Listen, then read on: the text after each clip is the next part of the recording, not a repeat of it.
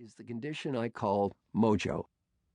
It is the moment when we do something that's purposeful, powerful, and positive, and the rest of the world recognizes it. This audiobook is about that moment, how we can create it in our lives, how we maintain it, and how we recapture it when we need it again. To some degree, we're all familiar with mojo. If you've ever given a speech and done it well, you know the feeling. I realize that public speaking is one of people's greatest fears. Many people would rather crawl through a snake-filled swamp than talk in front of a crowd. But if you're a remotely successful adult, chances are you've had to speak in public at some point. It might be a sales pitch to a customer. It might be an internal presentation when you defend your work to your bosses and peers.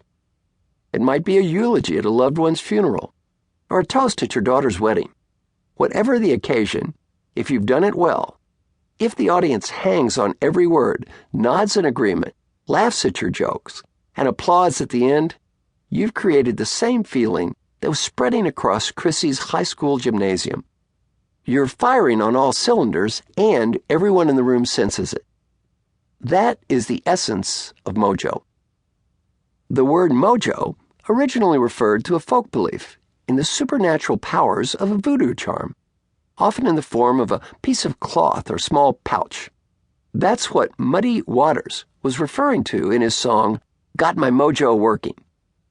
That quasi-superstitious meaning persists for some people. I know one entrepreneur who doesn't go to work without playing 5 hands of gin rummy with his wife. If I win, he told me, I've got my mojo. If she wins, I don't sign any contracts that day. Over time, the word has evolved to describe a sense of positive spirit and direction, especially in the shifting tides of sports, business, and politics.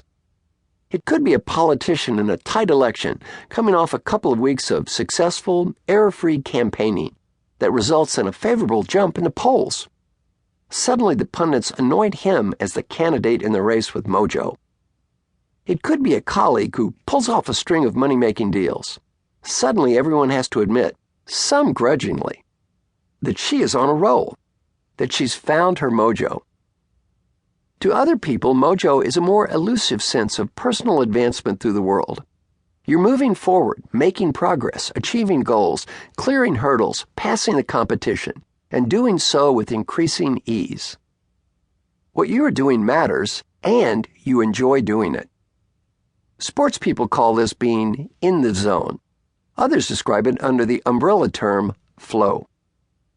My definition of mojo spins off from the great value I attach to finding happiness and meaning in life. Mojo plays a vital role in our pursuit of happiness and meaning because it is about achieving 2 simple goals: loving what you do and showing it. These goals govern my operational definition. Mojo is that positive spirit toward what we are doing now that starts from the inside and radiates to the outside.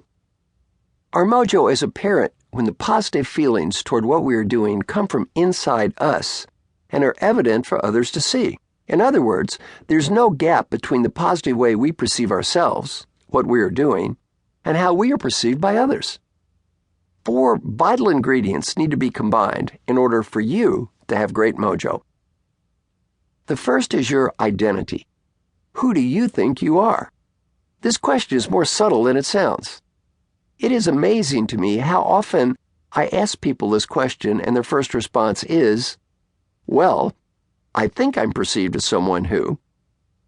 I ask them to stop immediately saying, I didn't ask you to analyze how you think other people see you. I want to know who you think you are. Taking everyone else in the world out of the equation, including the opinions of your spouse, your family, and your closest friends, how do you perceive yourself? What follows is often a long period of silence as they struggle to get their self-image into focus. After people think for a while, I can generally extract a straight answer. Without a firm handle on our identity, we may never be able to understand why we gain or lose our mojo. The second element is achievement. What have you done lately? These are accomplishments that have meaning.